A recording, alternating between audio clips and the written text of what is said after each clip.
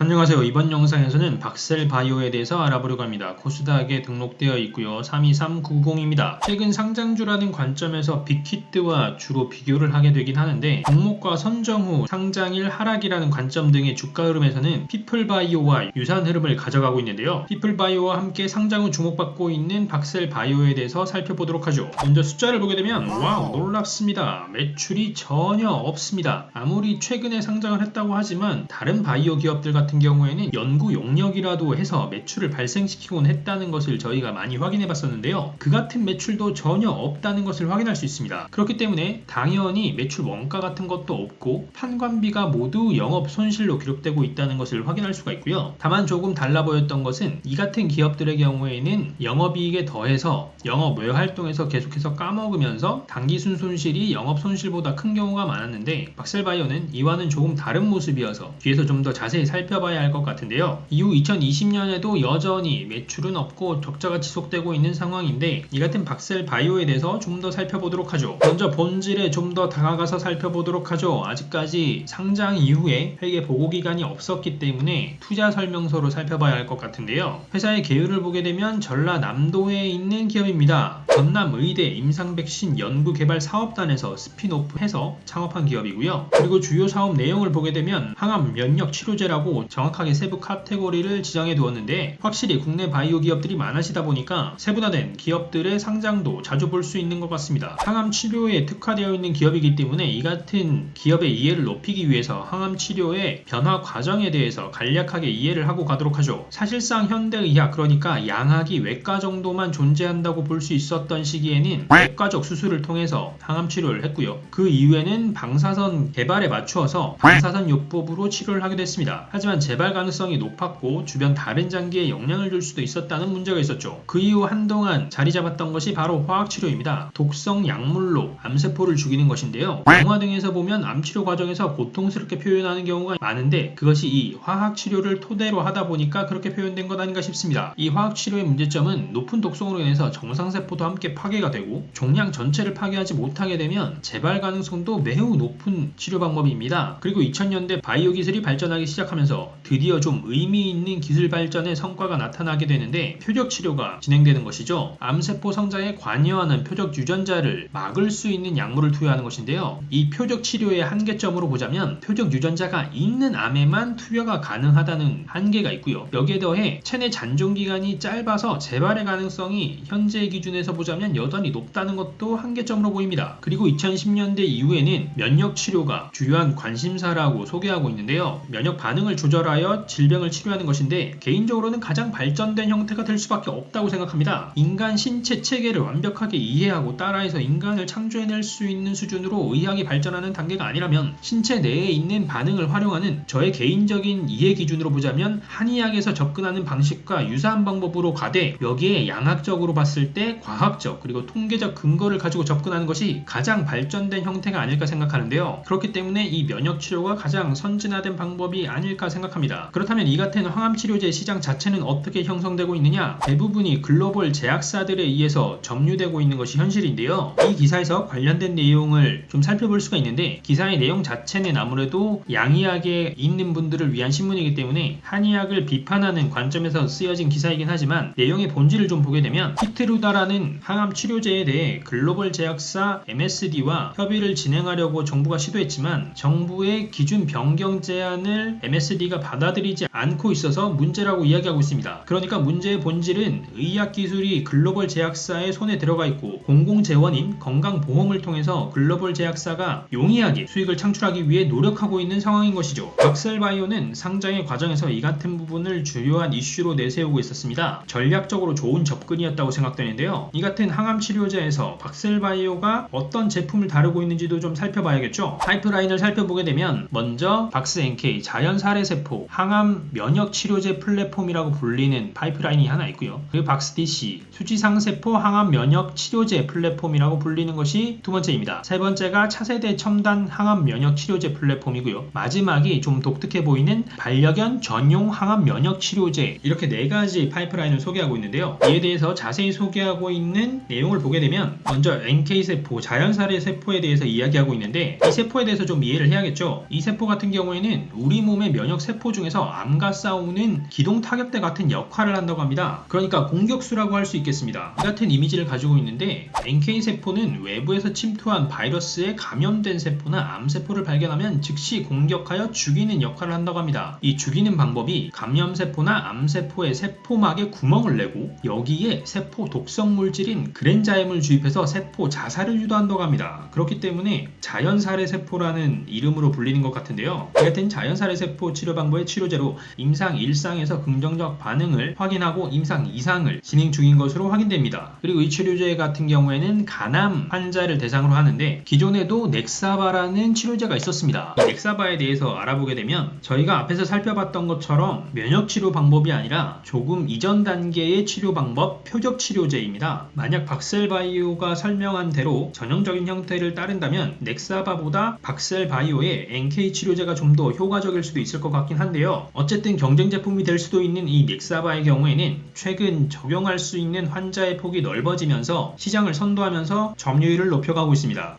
물론 넥사바 역시도 글로벌 제약사 중 하나 독일의 바이엘사의 제품이고요. 두 번째로 언급되는 박셀바이오의 주요 파이프라인은 수지상 세포 치료제입니다. 이 수지상 세포에 대해서는 위키백과를 통해서 확인을 해보게 되면 NK세포처럼 공격수라기보다는 공격을 도와주는 역할이라고 볼 수 있을 것 같은데 면역계의 다른 세포를 위해 표면에 표시하는 것이 주요 역할이라고 합니다. 좀 유식하게는 항원 전달세포라고 하는 듯 하는데 바이오의 문외한인 저 같은 사람에게 좀 더 이해하기 쉽게 설명하자면 저 암세포가 범인이라고 딱지를 붙여주는 역할 정도라고 이해할 수 있겠습니다. 이에 대해 박셀바이오가 개발하고 있는 박스DC 같은 경우에는 기존 수지상 세포와 비교해서 이동 능력이나 분비 능력을 개선한 약물이라고 하는데요. 그러니까 좀 더 빠르게 이동하고 좀 더 알아보기 쉽게 혹은 더 많이 빨간 딱지를 붙이게 된 것이 이 파이프라인의 특징이라고 이해하면 되지 않을까 싶은데요. 이 역시도 임상이 진행 중이라고 합니다. 그리고 마지막으로 언급되는 것이 반려동물 항암 면역 치료제 시장이라고 하는데요. 사실 처음부터 독특해 보이긴 했습니다. 반려견 전용 항암 치료제라니. 전략적으로 박셀바이오가 반려견 시장으로 진입한 이유는 사이토카인을 이용한 약물이기 때문에 품목 허가를 받기 어려운 단점이 있어서 반려견에서 치료 효과를 먼저 입증하는 전략을 취했다고 합니다. 실제 반려견에게도 굉장히 많은 비율로 암발병이 문제가 되기 때문에 수요가 굉장히 많을 것으로 보이는데요. 여기에 더해 반려견 약물 같은 경우에는 임상 1상만 하더라도 품목 허가를 받을 수 있다는 장점이 있어서 빠른 상업화에도 도움이 될 것으로 보입니다. 여담으로 이렇게만 보자면 사람보다 반려견에게 안전하지 않게 적용하는 것으로 보이기도 하지만 한편으로는 사람처럼 원활하게 커뮤니케이션이 되지도 않을 뿐더러 반려견을 위한 의학이 상대적으로 발전하지도 않았기 때문에 어찌 보면 당연해 보이기도 합니다. 게다가 반려견을 암으로 먼저 떠나보내는 견주들의 마음을 헤아리자면 이렇게라도 빨리 나오는 게 낫지 않을까 싶기도 한데요. 이로 인해 반려견 항암 치료제는 2021년부터 수익을 낼 수 있게 될 수도 있다고 하는군요. 이 같은 박셀바이오의 상업화 전략을 보게 되면 간암 치료제의 경우에는 직접 유통 및 판매를 담당할 예정이고 나머지 파이프라인의 경우에는 라이선스 아웃을 추진할 계획이라고 합니다. 그럼 이제 항암 치료제 전문기업 박셀바이오의 기술력과 방향성에 대해서는 조금 이해한 것 같은데요. 그럼 숫자는 어떨지 한번 살펴보도록 하죠. 매출은 저희가 앞에서 본 것처럼 전혀 없는 상황인데 회사의 설립 시점이 2010년이라는 것을 감안했을 때 연구 용역 등과 같은 것이 하나도 없이 진행되고 있다는 점이 독특해 보였고요. 어쨌거나 판관비가 모든 비용이 되고 있는 상황인데 판관비에서 주요 계정을 보게 되면 연구 인력을 위한 급여와 함께 경상 연구 개발비가 주요 계정임을 알 수 있었고요. 여기에 더해 최근에는 지급 수수료 금액이 크게 늘어난 것을 확인할 수 있었습니다. 이에 따라 영업손익이 꾸준하게 적자를 기록 중이었고요. 영업 외 활동을 보게 되면 이자 비용이 전년 동기 대비해서 크게 줄어든 것을 확인할 수가 있었는데 이로 인해 금융활동은 플러스를 기록하게 되었고요. 이어서 기타 활동을 보게 되면 기업 운영이 외부 투자금과 함께 보조금 수익으로 이루어지고 있다는 사실을 확인할 수 있는데 다만 2020년에는 보조금이 크게 줄어든 것을 확인할 수 있습니다. 그리고 기타 비용에서 기부금이 동일 금액으로 매년 기록되고 있다는 것을 확인할 수 있는데 이는 아마 대학에서 스피노프해서 나오게 되면서 학교에 기부금을 납부하기로 한 것 아닌가 추정해 보고요. 이로 인해서 당기순 손실을 꾸준하게 기록 중인데 이 같은 손익에 더해 재무상태도 살펴보기로 하죠. 재무상태를 보게 되면 역시나 자산이 줄어들고 있는 모습을 확인할 수 있습니다. 다만 이건 투자 설명서, 그러니까 상장하기 전의 숫자이기 때문에 상장으로 인해 자본금이 유입된다고 하면 자산 규모도 커질 것으로 보이고요. 이와 함께 앞에서 살펴본 치료제의 개발에 따라서 개발이 잘 마무리된다고 하면 무형자산의 가치도 크게 증가할 것으로 보입니다. 이어 부채를 보게 되면 살펴볼 것이 없는 수준의 부채 금액인데 차입금으로 분류되는 것이 2017년 이후에는 발생하지 않고 있는 것으로 보입니다. 부채가 크지 않다는 것을 확인할 수 있었고요. 자본금의 경우에는 2018년에 크게 증자가 있었던 것으로 보여지는데 그 이후로는 2020년에 IPO를 계획했던 탓인지 자본금 자체에는 크게 변화가 없었고요. 꾸준하게 결손금이 누적되고는 있었지만 자본금 자체가 아직 자본 잠식의 수준으로 결손금이 누적되지를 않았던 것이 다행이었습니다. 여기에 더해 공모가가 3만원으로 확정되어서 300억가량의 자본 유입이 있을 것으로 보이니까 자본금과 자본 잉여금을 통해서 조금 숨통이 트이지 않을까 싶긴 합니다. 하지만 연간 단위로 보게 되면 결손금이 매년 200억가량이 누적되고 있어서 300억 공모자본의 효과를 누리기 위해서는 2021년 반려견 항암치료제의 상업화가 절실해지지 않을까 싶습니다. 자칫 시기가 늦어진다고 하면 지속적으로 자금을 까먹으면서 또다시 증자를 시도해야 하고 그렇게 되면 기대감으로 돈만 먹는 기업으로 이미지가 찍힐 수도 있으니까 말이죠. 그러니까 박셀바이오는 항암치료제의 새로운 시대를 준비하는 기업으로 기술력도 있고 해서 주목을 받을 만해 보이긴 하는데 바이오라는 게 워낙 전문 분야라서 대중적 기대감과 실제 성과는 다를 수 있으니까 이 같은 부분을 유의하면서 투자해야 할 것 같은데요. 실제 시장의 반응을 보면서 영상을 마무리해 보도록 하죠. 일봉으로 보게 되면 공모가가 3만원이었지만 상장 당일 시초가가 공모가에도 미치지 못하는 금액으로 시초가를 잡고 나서 굉장한 폭으로 떨어졌습니다. 그리고 9월 말까지는 높은 등락폭을 가져가면서 올라가다가 10월 내내 하락하는 모습을 보여줬었는데요. 그러다가 10월 20일을 반전의 기점으로 삼아서 단 10일 만에 2.5배에 달하는 주가로 치솟았습니다. 게다가 마지막 거래일인 금요일에는 상한가를 기록했는데요. 최근에 주가 흐름을 보게 되면 피플바이오 등 신규 상장한 바이오 기업에 대한 주목도가 높아진 모습입니다. 지수는 꾸준하게 횡보 혹은 하락을 하고 있는 모습인데 신규 상장한 바이오 기업들의 주가는 날개라도 달린 것처럼 날아가고 있습니다. 이 같은 기대감에 대해서 이해가 가긴 하지만 저희가 앞에서 본 것처럼 숫자는 전혀 살펴볼 만한 수준이 아니긴 하니까 조심해서 접근해야 할 것 같긴 하고요. 자, 이번 영상에서는 박셀바이오에 대해 알아봤습니다. 숫자보다는 기술력이 눈에 띄는 종목이었는데요. 앞에서 잠깐 살펴본 것처럼 글로벌 제약사와 비교 가능한 수준으로 경쟁력을 갖추어서 사회적 비용을 낮추는데 박셀바이오가 기여해줬으면 하고요. 이 같은 영상이 시청하시는 여러분들의 투자와 수익에 도움이 되었으면 합니다. 그럼 저는 다음에 새로운 정보와 종목으로 찾아뵙도록 하겠습니다. 감사합니다.